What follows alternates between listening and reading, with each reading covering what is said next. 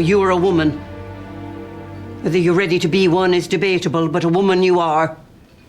It's time to act like it. The Duttons may have survived another of Montana's grueling blizzards on 1923, but can they survive the myriad other things trying to take them out? One of which is the US government itself. Enough with the husband.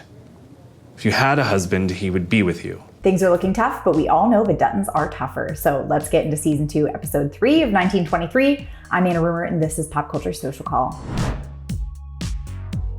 The threat of the blizzard in last week's episode has passed by the start of episode 3, Wrap Thee in Terror. But there is a lot more to contend with, including Elizabeth's next rabies shot. Kara tries to be nice at first after Elizabeth freaked out last week and declared she'd be leaving the ranch, and that was before the wolf ate the nurse. But ultimately, Kara Dutton is at her best being a bit more direct. The world is not a fair place, as you've surely realized by now, but it has been far kinder to you than to the woman lying in the back of Dr. Miller's buggy.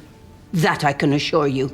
Now, Elizabeth acquiesces, but it's clear she's just biding her time until she is out of here, and honestly, I don't blame her at this point. Also, Dr. Miller, you might want to stick around, because Jake and his party barely survived the blizzard by burning their wagon, and they are in rough shape when they return home. Zane especially is looking pretty bad, and Dr. Miller diagnoses him with a subdural hematoma that needs to be drained to relieve the pressure on his brain. That's bad enough, but what's even worse is the fact that the doctor doesn't have any anesthesia on him. Doctor has to drill a hole, relieve the pressure.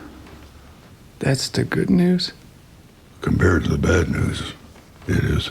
Jack's pretty surprised to see Elizabeth packing too, but she is standing firm in her plan to leave. What about for better or for worse? Nowhere in our vows did it say to live in this frozen hell and fight for my life at every turn. It's your turn for worse. If you want to be my husband, be him in Boston.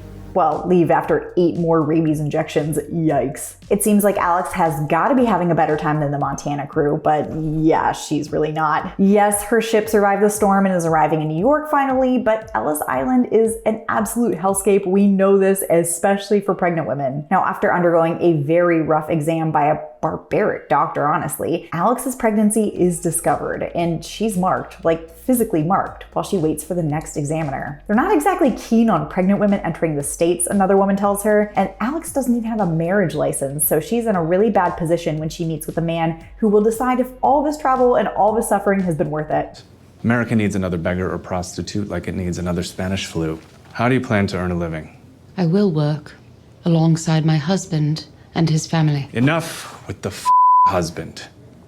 If you had a husband, he would be with you. What kind of husband buries his bride in the hull of a ship alone for a month with the rats and the peasants? He's a bore, shocking, I know, but you know I loved watching my girl Alex stomp him into the dirt. You regard me with no decency or compassion, all in the name of preserving a freedom I've seen no example exists. In fact, I would say this is the least free I have ever felt in my life. Before pointing out the lipstick on his collar from the last woman he approved.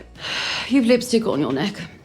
Might want to remove that before you head home to the missus. Well, welcome to America, Alex. But also look out behind you. This guy is following you at the end of the episode. Much like his beloved wife, Spencer can't seem to stay out of danger, and his rum-running mission for Luca's mobster cousin, of course, becomes a life-or-death situation when they run into a checkpoint. Spencer says he's not dying for booze, and he gets out of the car, but Luca points out that he's not immune to blind familial loyalty. Right or wrong, they are family.